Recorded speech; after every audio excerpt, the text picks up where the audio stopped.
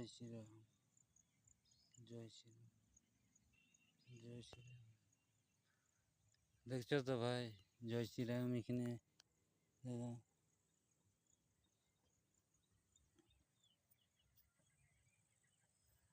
আমি চাই ভাই যে আমার ভিডিওটা সোমেন্দা কাকুর কাছে পাঠান দেবে, শেয়ার করবে ভিডিওটা। আমি মানে 2008 সাল থেকে কষ্ট পাচ্ছি, মানে আমরা গরিব ঘরের ছেলে আর কি। আমরা আর কি কিছু করার জন্যে বহু কিছু শিখেছিলাম, কিন্তু কি করব ভাই, হ্যান্ডিক্যাপ হয়ে পড়ে গেলাম। এখনও যদি আমরা সাহায্য পাই তাহলে আমরা ঠিক জায়গায় পৌঁছিব, আমরা বহুত কিছু করতে পারব। আমরা মানে হ্যান্ডিক্যাপে পড়ে আছি, আমরা যদি সারি যাই আমরা বহুত কিছু করতে পারব। সরকার থেকে যদি আমরা কোনো চাকরি ফাকরি দেই, মানে যে যেটা করতে পারবে। আমি তো ভাই সত্যি কথা বলতে পারলে আরবি ফৌজি করতে পারবো, আমি একদম গ্যারেন্টি। সেটা একদম কোচিংয়ে বলবে, ট্রেনিংয়ে বলবে, সেটা জয় শ্রীরামের আশায় বলবো। আমাদের নতুন সরকার পাল্টিছে, যেমন কিছু সাহায্য পাই।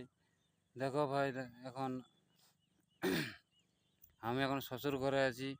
আমার এমনিতে দুটো ছেলে হয়ে গেছে, বিয়ে করেছি। হ্যাঁ, এখন একটা 3 মাসের, একটা 3 বছরের।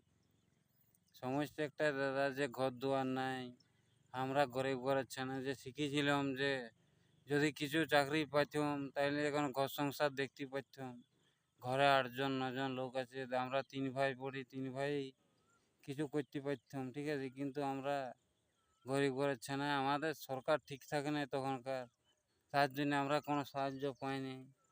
এই যে বিয়ে করেছি দাদা, আমার বইয়ের রেশন কার্ড এখনো হয়নি, জানো। 5 বছর হয়ে গেল, মানে ভাবছো তো, চাল পাই নাই। এরপর কত কষ্টে আছি, আমার হাত পা ভাঙা, হ্যান্ডিক্যাপ। তাও কত কষ্টে কাজ করি। বলছি ভাই দাদা, আমার প্রোফাইলটা যদি ঢুকে দেখো ইউটিউবটায়, তাহলে বুঝতে পারবে ছাড়া কি ছিল, কি হয়ে গেল।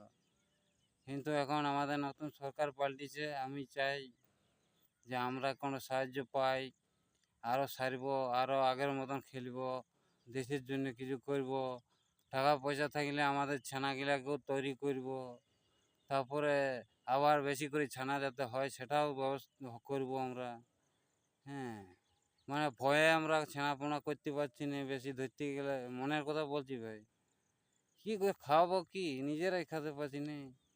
সত্যি কথা, বেদম কিছু খেতে পারি না। সরকারি তিতে আটা দিছে, বেদম।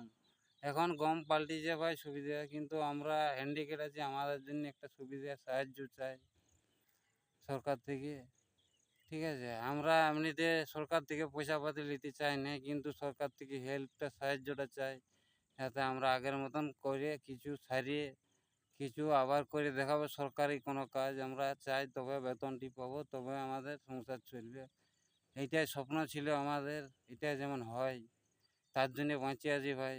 অনেক দাদা ভাই, অনেক লোক মরে গেছে পয়সার জন্যে, সমস্যার জন্যে। পয়সাটাই সমস্যা মানুষের।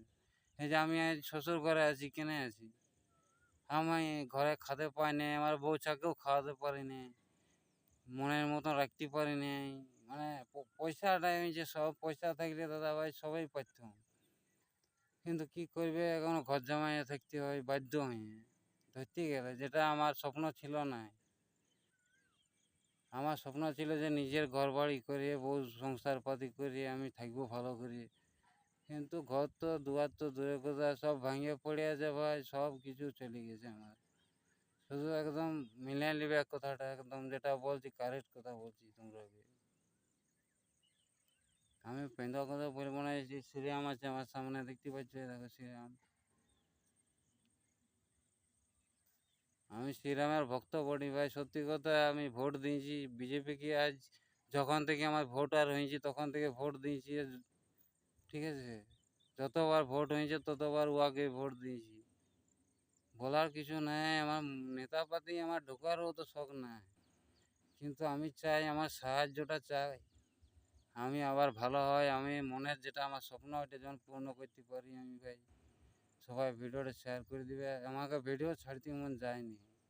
এই যে আজ একা বসে আছে, আমি ডুংরি, আমার বেদম চিনতে হয়, মনে হচ্ছে পাথর গেলে আমার বুকটা চাপা আছে। ঠিক আছে, কিন্তু এই যে শ্রীরামের মুখটা দেখছি বলে একটু মনটা শান্তি আছে। রাখছি ভাই, আমার পারিস তো একটু সাহায্য করে দিবি কেউ।